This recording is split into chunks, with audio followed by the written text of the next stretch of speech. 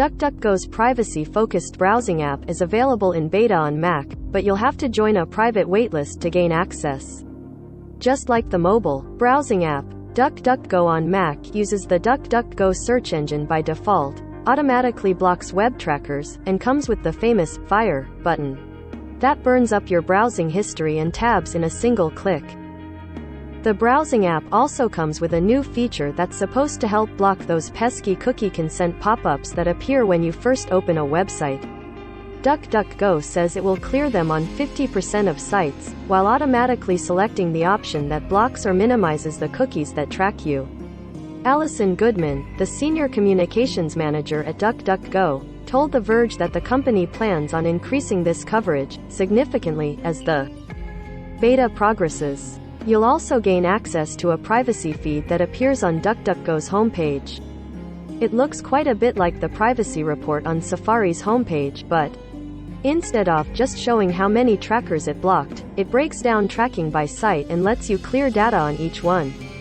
In addition, DuckDuckGo won't load the content on sites, like Facebook, that put trackers in embedded content. It will instead show a notification that warns you about the tracking and asks if you wish to proceed. Some other perks include a built-in password manager that DuckDuckGo says it's working on bringing to the mobile app, the ability to import passwords, history, and bookmarks from other browsers, as well as its smarter encryption tool that directs you to sites that use encrypted HTTPS connections more often. DuckDuckGo also says it stores your bookmarks, history, and passwords locally, and the company can't access this information.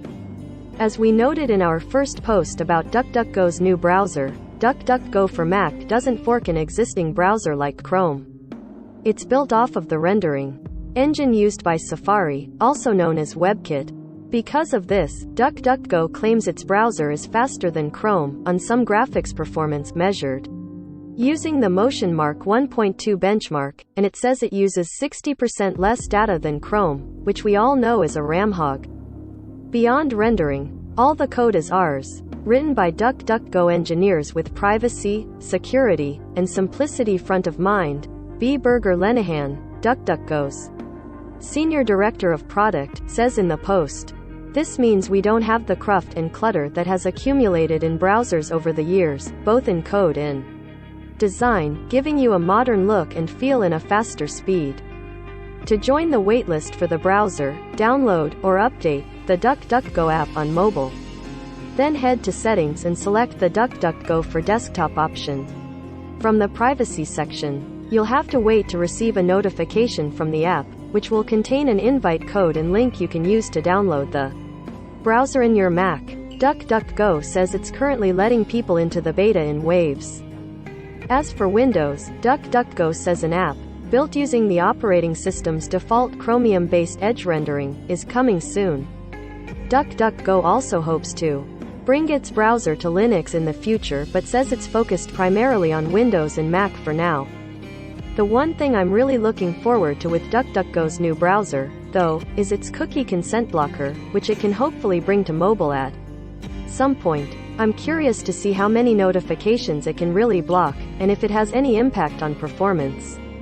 There's also the question of how DuckDuckGo's browser compares to Brave, a Chromium fork that's already available on Mac, Windows, and Linux that offers some of the same ad and tracker blocking capabilities. Update April 12, 12:40 p.m. Eastern Time. Updated to add that DuckDuckGo plans on expanding its cookie consent blocker beyond 50%. Top of comments.